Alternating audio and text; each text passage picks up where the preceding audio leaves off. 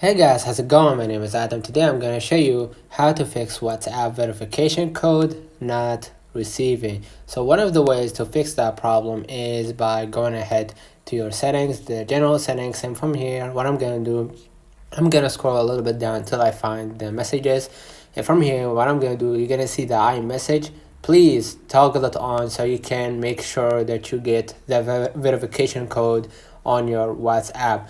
And if you did that and still didn't work out for you, what you're gonna do, you're gonna just swipe up right here, and you're gonna see right here I set my my phone into the do not disturb. So make sure that you toggle this one off so you can see all the new notification that appears right here, and mostly you will see the verification code message appearing to you in the notification center. Okay, and if you did that and still you haven't received the verification code, what you're gonna do, you're gonna just go back to your screen, go back to the general settings, and what I'm gonna do here, I'm gonna just toggle on the airplane mode, wait it out for a couple of seconds, and afterwards just toggle it off, and that should fix your problem. Let me know in the comments if this video helped you. Don't forget to like and subscribe. Thank you for watching.